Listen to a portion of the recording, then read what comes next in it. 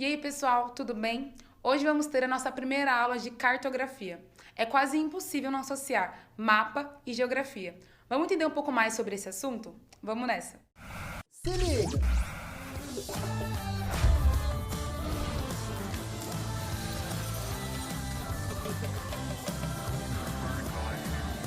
Nessa história. Quando a gente fala de mapa, a gente tem que falar primeiro o que é cartografia. Cartografia vai ser a arte e ciência de representar o plano terrestre em uma realidade que é bidimensional. Ou seja, é todos os estudos matemáticos, cartográficos, visuais, e por isso a gente fala da arte, que a gente vai fazer para representar uma realidade que é tridimensional, que é a superfície terrestre, em um plano que é bidimensional, quando a gente fala do mapa. Então, o mapa é esse resultado, é esse produto da cartografia. Ele vai ser essa representação plana, bidimensional, de parte da Terra ou de toda a superfície terrestre, quando a gente fala do mapa mundi.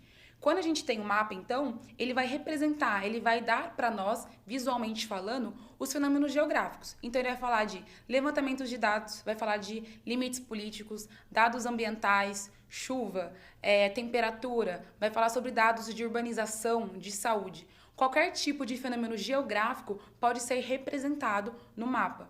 E uma coisa que é importante, a cartografia, ela vai ser o quê? Uma série de símbolos, de imagens que vão passar, vão nos comunicar algo, vai passar alguma ideia. Então, ela também pode ser vista como uma linguagem, porque justamente eu tenho um sistema de símbolos que vão comunicar algo para nós, leitores. Então, quando eu falo da cartografia, quando eu falo do mapa, ele não vai ser isento de política, ele não vai ser isento de ideologias, ele vai ter uma intencionalidade. Quem fez o mapa, o cartógrafo, quem trabalha com isso, ele vai colocar também seus objetivos, seus interesses. Não tem como a gente falar que a cartografia não contribui para uma visão de mundo, para um jeito de ver a realidade. Então ela pode nos afastar dela ou nos aproximar. Nessa aula a gente vai focar primeiro em como a gente se orienta no mundo. Então a gente vai ver o que são as coordenadas geográficas, o que é o fuso horário mundial e também entender um pouco sobre as projeções cartográficas. Para a gente se localizar no mundo, foi pensado em um sistema de linhas imaginárias horizontais e verticais que, a partir do seu cruzamento, aquele ponto pode ser encontrado. Esse sistema de linhas imaginárias horizontais e verticais são as chamadas coordenadas geográficas. Quando a gente fala das linhas imaginárias horizontais, a gente chama elas de paralelos. Então, elas vão cortando a Terra, como a gente consegue ver na imagem, nesses alinhamentos que são horizontais. O nosso paralelo principal é o paralelo do Equador. Ele vai dividir a Terra em hemisfério norte, que está acima, e hemisfério sul, que está abaixo. Outros paralelos são muito importantes. O Trópico de Capricórnio, no hemisfério sul, o Trópico de Câncer, no hemisfério norte, e o Círculo Polar Ártico, em cima, e o Círculo Polar Antártico, embaixo. Já quando a gente fala das linhas imaginárias verticais, a gente vai chamar de meridiano. O meridiano, então, vai cortando a Terra de norte a sul nessas linhas verticais. Quando a gente fala do meridiano, vai ter um meridiano que é o principal, o meridiano de Greenwich. A partir dele, como a gente consegue ver aqui na imagem, a gente vai dividir a Terra em hemisfério oriental e hemisfério ocidental. Quando a gente fala de hemisfério oriental e ocidental, é a mesma coisa que a gente falar no hemisfério oriental, no hemisfério que está a leste, e no hemisfério ocidental, o hemisfério que está a oeste. Uma coisa que é importante, é muito comum a gente confundir esses nomes, mas simplesmente o que eles querem dizer? Quando a gente fala de um hemisfério que está a leste, ele quer dizer que o hemisfério está à direita. Agora, se eu falo de um hemisfério que está a oeste, ele está à esquerda. Simplesmente é isso. A questão são sinônimos. O vestibular não vai falar para você o hemisfério que está à direita, o hemisfério que está à esquerda. Ele vai dizer o hemisfério está na porção oriental, na porção leste, ou ele vai falar o hemisfério está na porção ocidental, na porção oeste. Então não se esqueçam desse detalhe. A medida em graus de um paralelo qualquer em relação ao paralelo do Equador vai ser a latitude. É muito comum a gente confundir latitude com paralelo. Por quê? Paralelo é a posição dessas linhas imaginárias no globo, enquanto a latitude é o valor em graus dessa distância em relação ao paralelo do Equador. Então imagine o seguinte, a gente vai ter ali no Equador o grau 0 e a gente vai ter uma variação do paralelo em relação ao polo sul e ao polo norte. Então vai ser desse jeito. Eu vou ter variação 0 no Equador e vai variar de 0 até 90 no hemisfério norte e de 0 até 90 no hemisfério sul. Quando a gente vai simbolizar isso, a gente coloca para o hemisfério norte um N, ou a gente põe esse grau de variação, que vai de 0 até 90 mais. Quando a gente fala do hemisfério sul, a gente vai colocar como localização hemisfério sul, a gente põe um S, e a gente também pode localizar colocando negativo na frente. Esse positivo e negativo, eles servem para fazer contas, mas principalmente eles servem para posicionar essas localizações. A variação positiva fica para cima em relação ao norte e a variação negativa fica para sul. Mas sempre, sempre, sempre eu vou ter o quê? Eu vou ter ali 0 no Equador, variando de 0 a 90 norte e de 0 a 90 sul. Você nunca vai ter uma variação de latitude que vai para 110. Isso não existe. Quando a gente fala de latitude, a variação vai de sempre 0 a 90. Já quando a gente fala da medida em graus de um meridiano qualquer em relação ao meridiano de Greenwich, a gente vai chamar isso de longitude. Então, assim, tentem lembrar que longitude tem uma ideia de algo que é longo, que é na vertical. É muito importante também para a gente não confundir longitude com latitude. Se eu estou falando de longitude, essa coisa que é longa, eu estou falando sobre os meridianos. E a partir do meridiano de Greenwich, eu também vou ter essa divisão.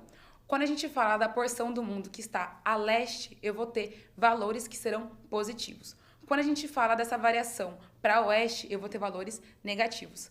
Os meridianos, as longitudes dos meridianos, elas vão variar de 0 a 180 do lado leste e de 0 a 180 do lado oeste. O que a gente consegue perceber? Agora, a gente tem uma convenção, a gente tem um sistema de coordenadas que conseguem justamente localizar um ponto no globo. Se eu tenho um valor de latitude e se eu tenho um valor de longitude, esse ponto consegue ser encontrado.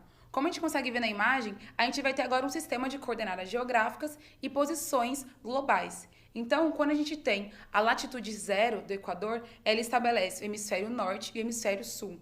A partir da longitude 0, que a gente tem no meridiano de Greenwich, se estabelece hemisfério ocidental e hemisfério oriental. E essas variações são muito importantes para a gente entender logo a circunferência da Terra. Quando eu falo da latitude, eu tenho variações que são de 0 a 90 norte e de 0 a 90 sul. Quando eu estou falando do hemisfério oriental e do ocidental, as variações também serão divididas. Eu vou do 0 ao 180 e do 0 ao 180 do outro lado. Mas o que é importante? Você não consegue localizar algo no planeta sem tiver essas duas medidas, de longitude e de latitude. Quando a gente quiser localizar um ponto no globo, sempre esses valores de coordenadas são dadas primeiro de latitude e depois de longitude. Por exemplo, Brasília está no grau de latitude 15 graus sul e de longitude 47 oeste. O que isso significa? Em relação à latitude, está 15 graus abaixo de Equador, porque está ao sul. Em relação ao meridiano de Greenwich, está 47 graus a oeste, à esquerda de Greenwich. Outro assunto que também é muito importante é o fuso horário. Até o século XIX, a gente tinha uma relação de fuso horário que não era mundial. A gente não tinha essa padronização generalizada em todo o globo. O que a gente tinha, na verdade, eram horas locais estabelecidas. Dito tudo isso, a gente tinha uma certa confusão e dificuldade de estabelecer relações comerciais internacionais. Então, no final do século XIX, o engenheiro e físico canadense Stanford Fleming, ele pensou em uma generalização, em um sistema de horas universais, levando em consideração os meridianos e principalmente a rotação terrestre. A rotação terrestre é justamente a volta que a Terra dá em torno do seu próprio eixo, e ela leva cerca de 24 horas para realizar isso. A Terra faz a rotação em qual sentido? De oeste para leste, beleza? Só que o que vai acontecer? Devido à movimentação da Terra e a gente está dentro dela, a gente não percebe essa movimentação, a gente não percebe que a gente está rodando junto com ela de oeste para leste. Então, o que vai acontecer? A gente vai ter a impressão que o Sol está fazendo um movimento contrário. Ou seja, se eu rotaciono de oeste para leste, nós que estamos dentro da Terra e não estamos percebendo essa movimentação, enxergamos o Sol e vemos a trajetória solar sendo feita no sentido contrário. Isso chama movimento aparente do Sol. É muito comum a gente falar, o Sol está andando, o Sol está nascendo. O Sol está de boa, né, gente? Quem está rodando é a gente.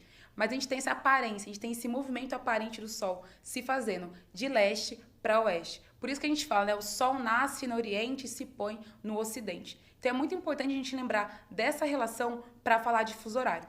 Uma coisa também que é importante falar do movimento aparente do Sol, não é que exatamente todo dia no ano a gente vai ter o Sol nascendo na mesma posição a leste e indo para oeste. Quer dizer que naquela porção do mundo o Sol sempre vai nascer a leste e vai para o oeste. Não é exatamente no ponto matemático cartográfico exato, porque a gente tem que lembrar que tem outros movimentos, como de translação, que vão se relacionar com isso. Mas o que é importante saber é na porção leste do mundo que o Sol vai nascer e vai para a posição a oeste. E como isso se relaciona com o fuso? Justamente, esse engenheiro Sanford, ele pensou o quê? Se a Terra tem 360 graus e leva cerca de 24 horas para fazer esse movimento, o que a gente vai ter? Se eu dividir 360 por 24, eu vou ter 15 graus. Então, isso vai ser o fuso horário. O fuso horário é justamente perceber que eu vou ter a cada 15 graus a Terra rotacionando 1 hora. Então, se a cada 15 graus a Terra rotaciona 1 hora, eu vou ter 24 horas e eu vou ter 24 fusos horários com esses valores, esses intervalos de 15 graus. Imaginem como se fossem gominhos de laranja ou como se fosse um grande bolo a Terra e eu estou repartindo nessas partes, né? Então, sempre que a gente falar de fuso, tem essa relação que é primordial. 24 horas significa que eu tenho 24 fusos e cada fuso equivale 15 graus. O que foi estabelecido e como se relaciona com o movimento aparente é que, a partir do meridiano de Greenwich, que foi convencionado, eu vou ter 12 fusos positivos e 12 fusos negativos, certo? Então, aqui, ó, o que a gente vai ter? A gente tem os nossos fusos horários, o fuso horário mundial, onde é estabelecido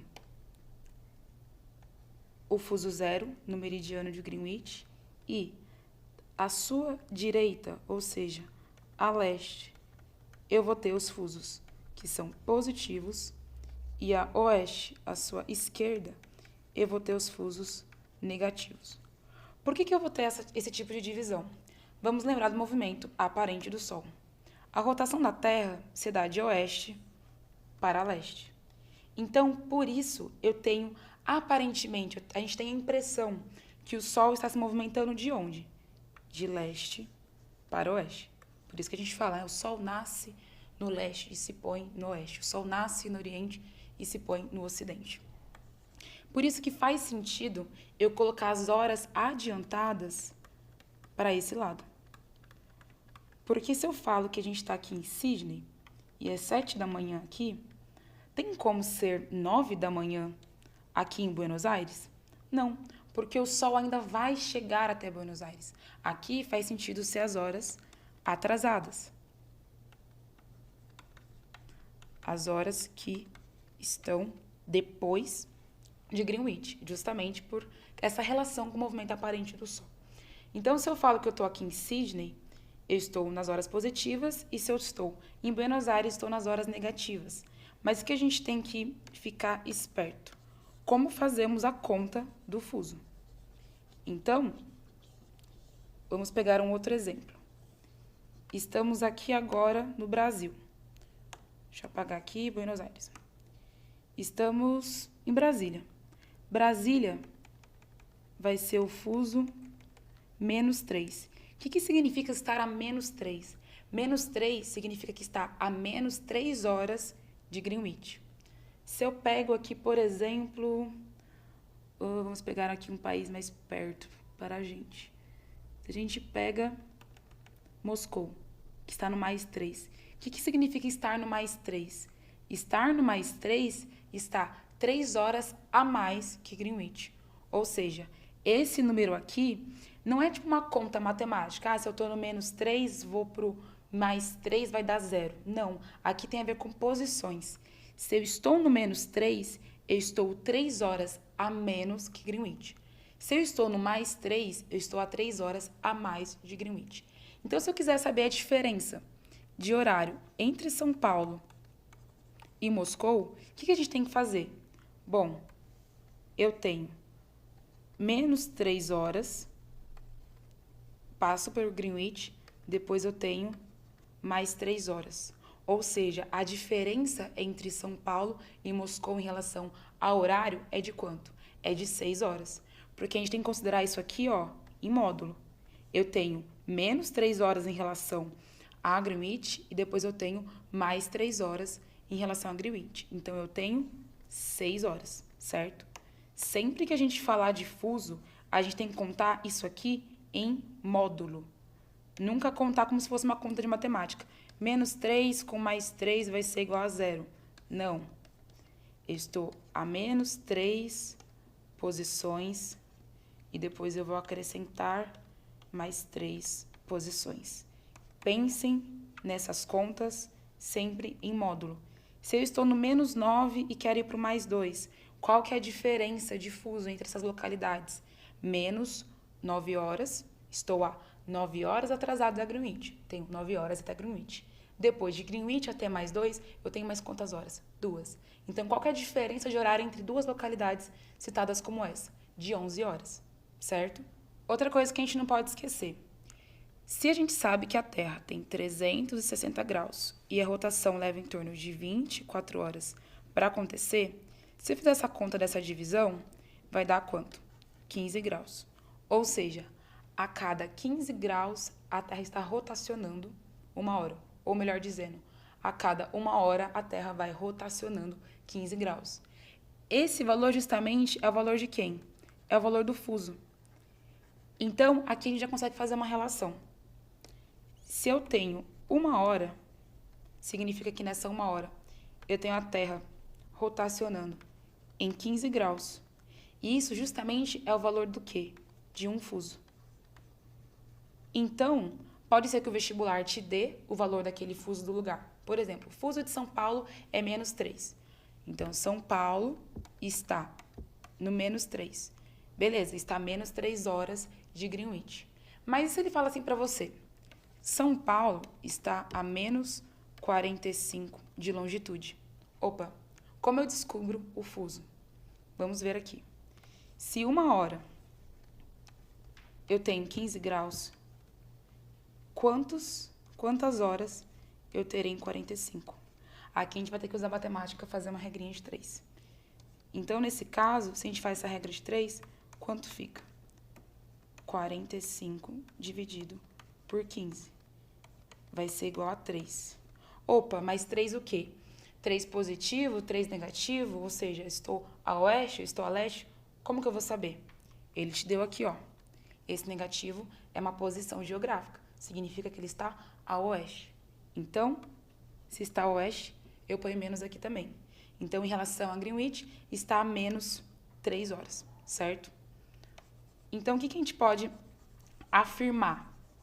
Quando eles te falarem assim, ó, o fuso está no grau 45, está no grau 105, ele te der a longitude, você sempre pega a longitude, você divide por 15 graus e você vai conseguir descobrir onde está o fuso, certo? Se ele fala assim para você, estou numa cidade que em relação a Londres, onde passa o meridiano de Greenwich, estou nessa cidade que está a 5 horas adiantada de Londres. Qual que vai ser o fuso? Isso também é uma dica de como encontrar o fuso. Por quê?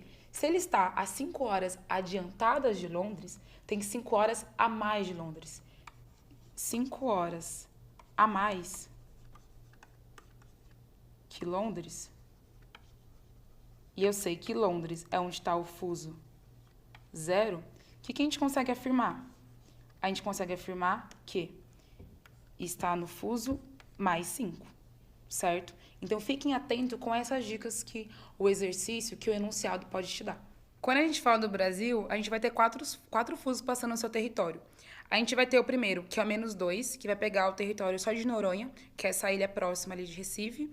Depois a gente vai ter o fuso menos 3, que pega a maior parte dos estados brasileiros. Então, pega todos os estados do Nordeste, do Sudeste e do Sul, os estados do Amapá, Pará, Tocantins, Goiás e Distrito Federal. Depois a gente vai ter o fuso menos 4, que pega Roraima, Amazonas, Mato Grosso do Sul e Rondônia. E o menos 5, que pega o Acre e uma parte do estado do Amazonas.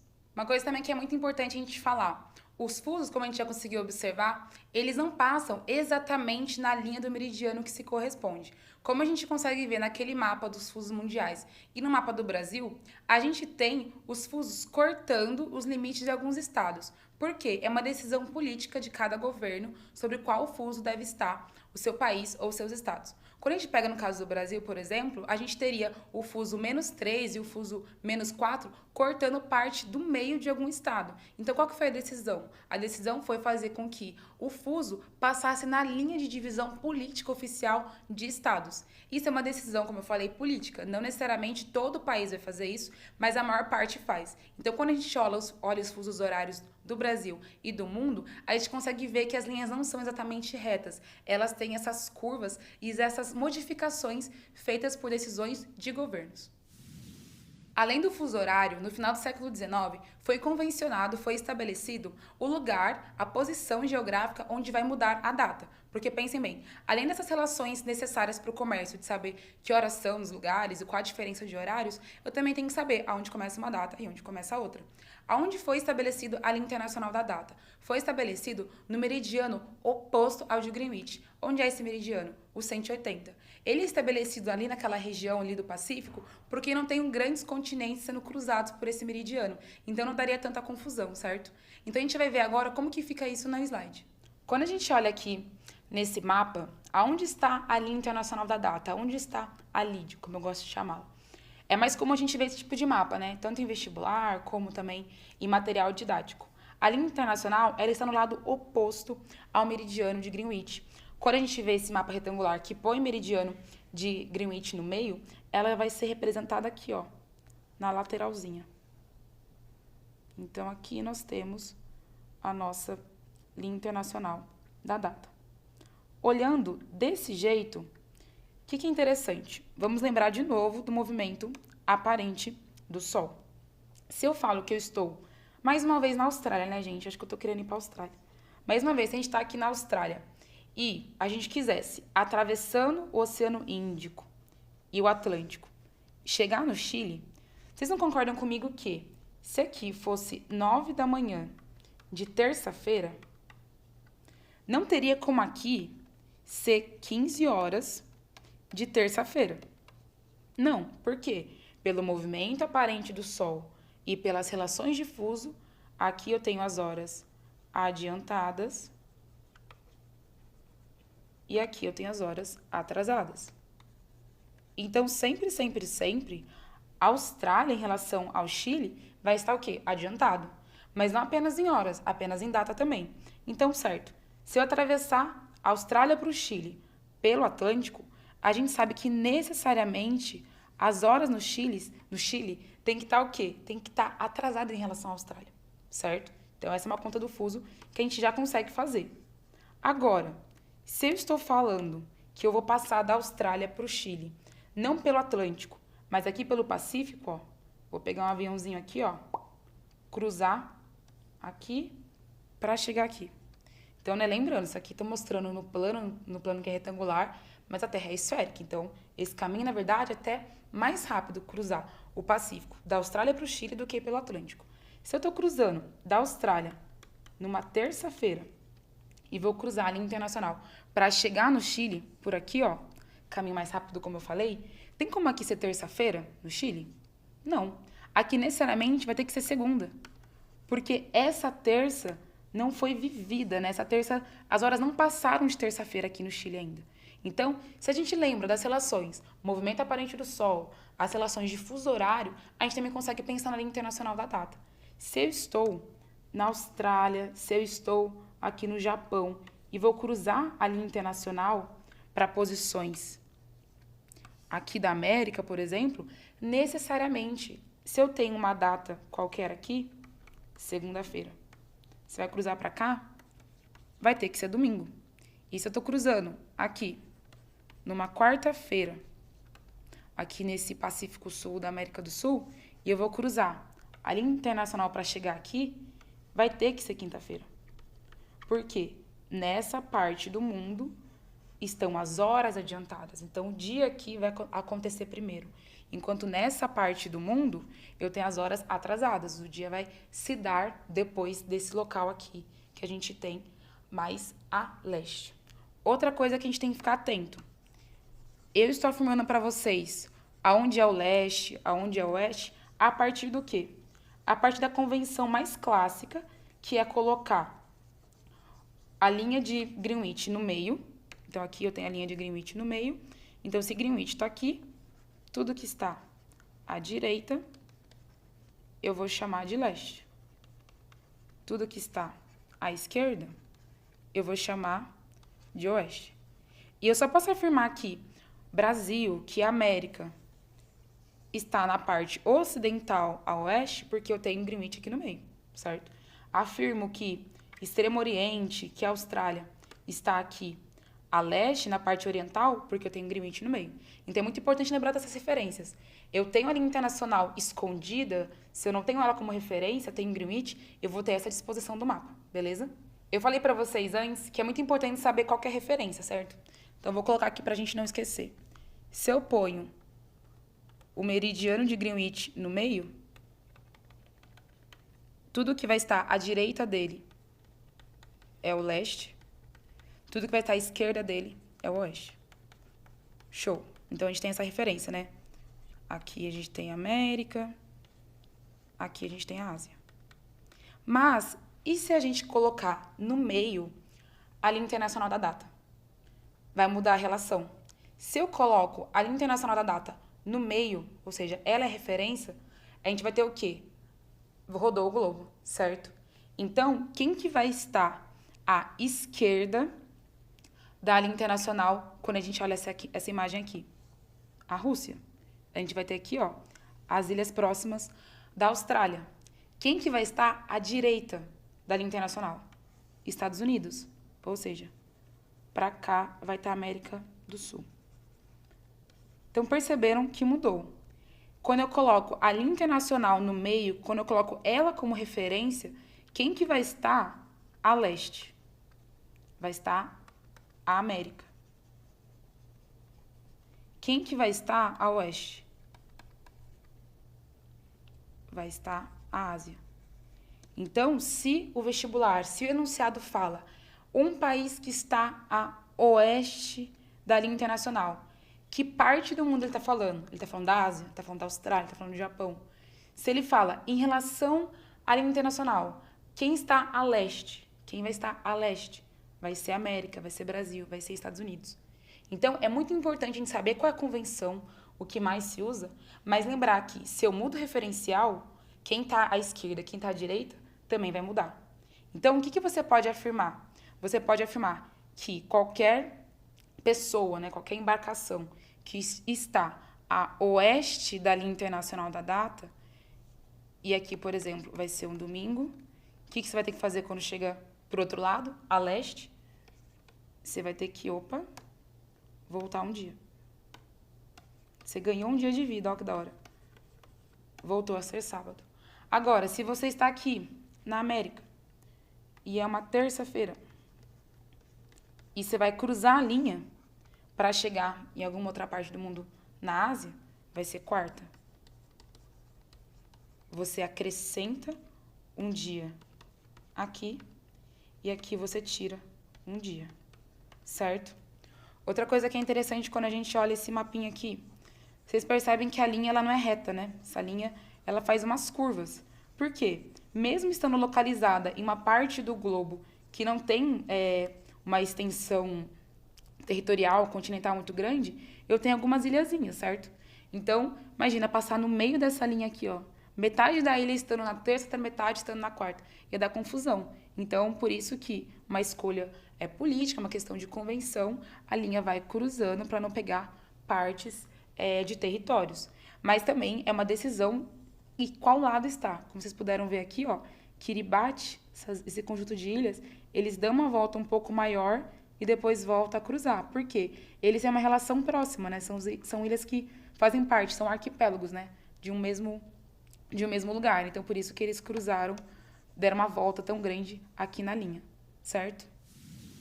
O que a gente viu até aqui foi justamente o quê? Esses sistemas e convenções que foram pensados para organizar o mundo, além de ver a localização, saber as horas e saber a data também. Tudo isso que eu falei para vocês só foi possível porque eu também mostrei imagens, eu mostrei representações de tudo isso. O que eu mostrei? Mapas. Então agora vamos entender qual que é o conceito de mapa e como eles são pensados e projetados. O mapa é um dos produtos da cartografia. A gente vai ter 3 definições de produtos cartográficos: o mapa, a carta e a planta.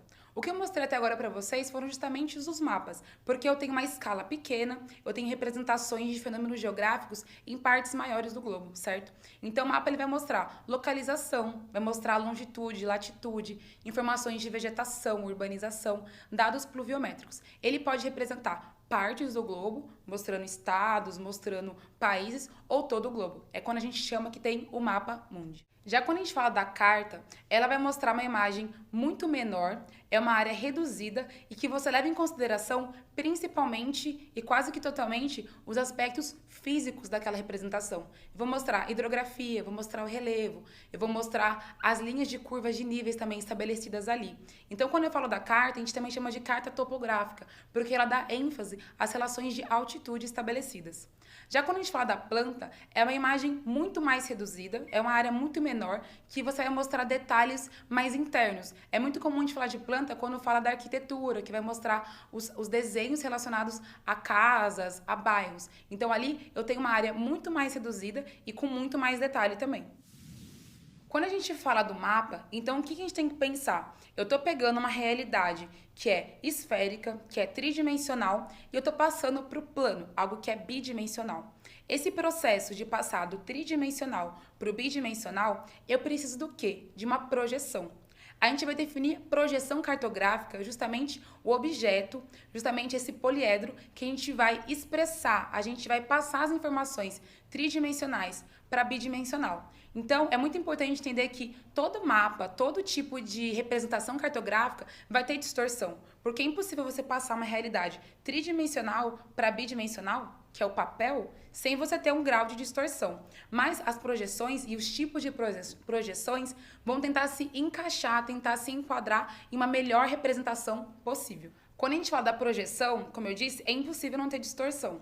Mas a gente vai definir também algumas qualidades de projeções que os cartógrafos, que os engenheiros cartográficos vão tentar focar.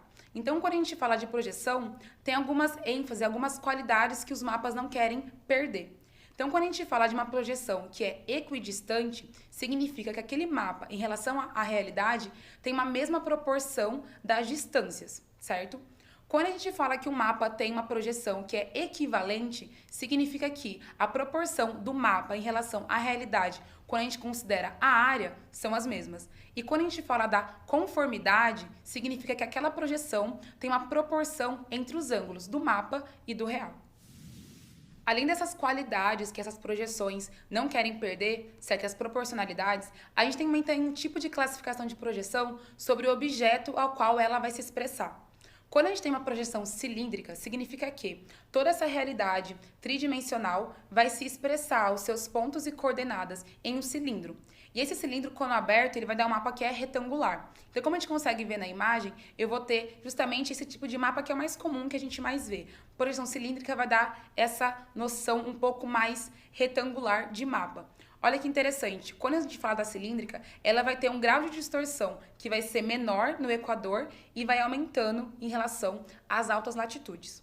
Um outro tipo de projeção que também a gente tem vai ser a projeção cônica. É quando você pega essa realidade da Terra, que é esférica, e vai passar para o cone. Quando a gente olha esse cone, ele não pega a Terra toda, ele pega parte da Terra. Então, o resultado da projeção cônica vai ser de apenas um hemisfério. E o que vai acontecer na projeção cônica? Você vai ter uma menor distorção nas altas latitudes, próximas ali do Polo Sul ou do Polo Norte, e vai ter uma maior distorção quando você pega essa borda da projeção, que vai estar justamente o equador. A outra projeção que a gente tem vai ser a plana ou azimutal. Nessa projeção, a gente tem todos os pontos do globo sendo colocados em um único plano.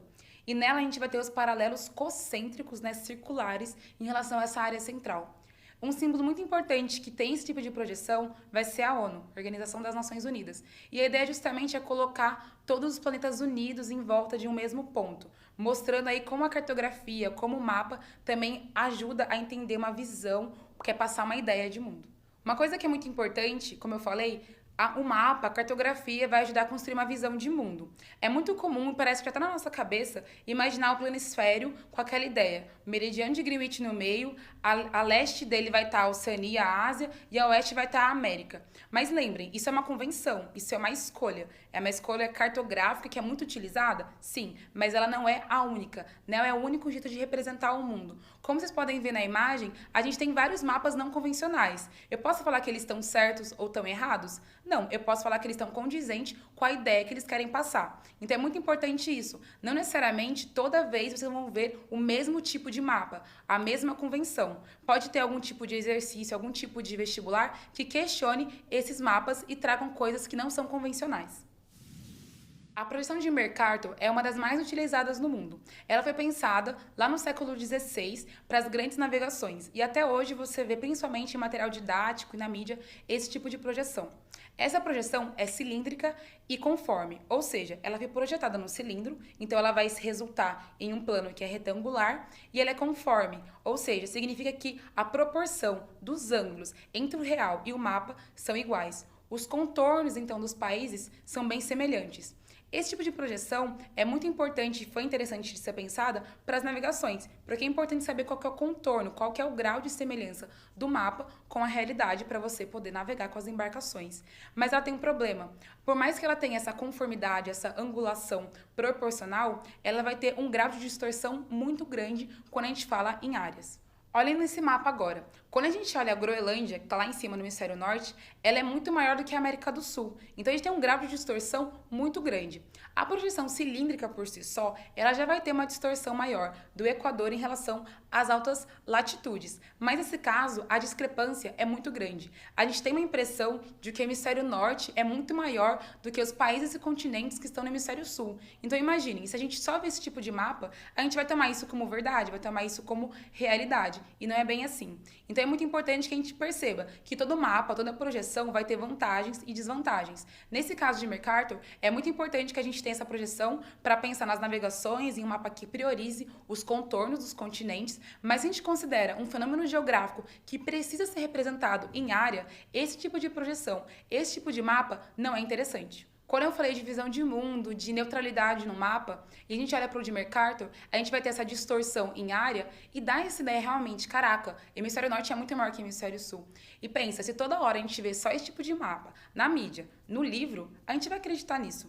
Tem alguns teóricos que dizem que esse mapa, esse tipo de projeção, ele corrobora, ele ajuda a gente entender o mundo como eurocêntrico, como o norte sendo maior que o sul. Por mais estranho que pareça falar isso, se eu te mostro um outro tipo de mapa com uma outra projeção, você pode ter a impressão que esse mapa está diferente. É o caso, por exemplo, da projeção de Peters. A projeção de Peters foi pensada no final do século XX e justamente ele quer ser o quê? Um contraponto de Mercator. O caso de Peters, ela vai ser uma projeção que é cilíndrica e equivalente, ou seja, ela vai dar um plano retangular e ela vai ter uma proporcionalidade em relação à área. Olhem no mapa para você ver. Nesse caso, você vê que os continentes estão muito mais alongados e realmente a Groenlândia está bem menor do que a América do Sul, o que realmente é a verdade. Agora pensem, não estou dizendo que esse é o mapa mais certo e aquele mapa é o mais errado, mas nesse caso, desse mapa de Peters, eu tenho uma proporção que estabelece que é real. A área está proporcional com a realidade. Olhem agora os dois mapas lado a lado. O que a gente consegue perceber? Parece que o de Peters é meio estranho, né? Parece que não é muito comum de ver ele. Então a gente pode ficar com essa impressão, caraca, o mapa de Peters tá meio errado. Mas não, eu tenho mapas diferentes que têm qualidades diferentes. Então quando a gente olha para o Mercator em relação a Peters, a gente percebe que tem uma discrepância, tem uma distorção em área de Mercator e tem uma proporcionalidade no de Peters. Agora, se você for olhar os contornos, vocês podem perceber que os contornos no de Mercator são muito mais definidos e muito mais alinhados do que no de Peters. Então pensem, o Mercator vai ser mais interessante para as navegações, para estabelecer coisas relacionadas a isso, ligadas ao contorno dos países, enquanto o de Peters vai ser mais interessante e melhor de expressar fenômenos ligados à área. Se liga na revisão.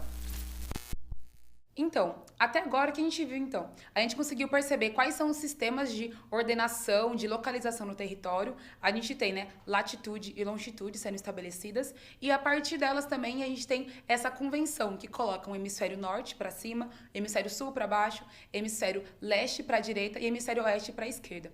Também conseguimos perceber que tem uma relação entre o movimento aparente do Sol e fuso horário. A gente estabeleceu que temos 24 fusos horários, sendo que cada fuso horário vale o quê? 15 graus. E esses 15 graus equivale o quê? A 1 hora. A gente não pode esquecer disso.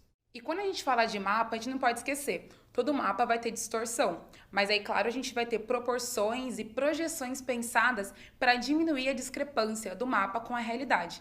Mas lembrem também sempre, todo mapa ajuda a construir uma visão de mundo e tem uma intencionalidade. Então a gente não pode esquecer desse assunto, beleza? Espero que você tenha entendido até aqui e a gente se vê na próxima. Até mais!